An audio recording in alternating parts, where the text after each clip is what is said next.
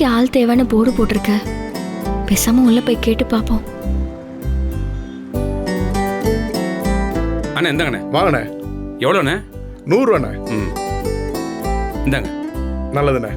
ஓகேண்ணே. வணக்கண்ணே. வணக்கம்மா, என்ன வேணும்? இல்லண்ணே, நான் சாப்பிட வரல. அப்புறம் வேலைக்கு ஆள் தேவைன்னு வெளியில போர்டு மாட்டி இருந்துச்சு. அதே வேலை ஏதாச்சும் கிடைக்குமான்னு கேட்க வந்தேன். ஆமா, நீ இந்த ஊர் தானாம்மா? ஆமாண்ணே, இந்த ஊரு தான். வீடு இங்க பக்கத்துல தான், 5 கிலோமீட்டர்ல இருக்கு. ஆமா, வேலை பார்ட் டைமா கேக்குறியா இல்ல முழு நேரமா கேக்குறியா? முழு நேரம் என்னால இங்க வேலை செய்ய முடியாதுண்ணே. பார்ட் டைம்னா கொஞ்சம் வசதியா இருக்கும். ஓஹோ, சரி. உன்னால எந்த நேரத்துல வந்து வேலை செய்ய முடியும்? காலையில வரதா இருந்தா எத்தனை மணிக்குண்ணே வரணும்?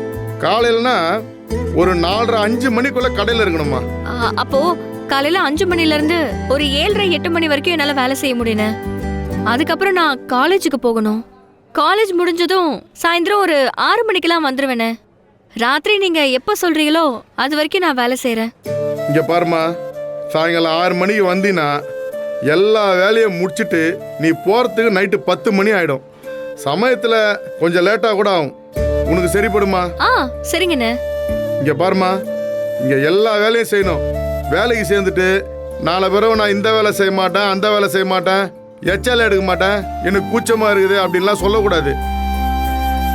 இங்க பாருமா, ரோட்ல நின்று போற வர வண்டிகள்லாம் கொடி ஆட்டுல இருந்து வர கஸ்டமர்கிட்ட ஆர்டர் எடுக்கணும், சாப்பாடு சப்ளை பண்ணணும், எச்சால கூட எடுக்கணும். இங்க பாருமா, தேவைப்பட்டதுன்னா கிச்சன்ல போய் வெங்காயம் தக்காளி காய்கறி வெட்டுறதுல இருந்து பார்சல் பண்ற வரை எல்லா வேலையும் செய்யணும். கண்டிப்பா நான் எல்லா வேலையும் செய்வேனே. சரி, இப்போதைக்கு சம்பளம் ஒரு 6000 ரூபாய் கொடுக்குறேன், வாங்கிக்கோ. அப்புறம் வேலையை பார்த்துட்டு எப்படி என்னன்றதை நான் சொல்றேன், சரியா? அண்ணே, காலையில சாயந்தரம்னு 2 வேலையும் வந்துட்டு போகணும். சம்பளம் ஒரு 8000 ரூபாவா இருந்தா நல்லா இருக்கும். அப்படியா? நான் படிச்சுட்டு இருக்கிறதால காலேஜ் ஃபீஸ் கட்டுறதுக்கு மற்ற விஷயத்துக்கெல்லாம் அது கொஞ்சம் உதவியா இருக்கும்னே. காலையில வேற வேலைக்கு வரேன்னு சொன்னலம்மா நீ, அதை மறந்துட்டம்மா.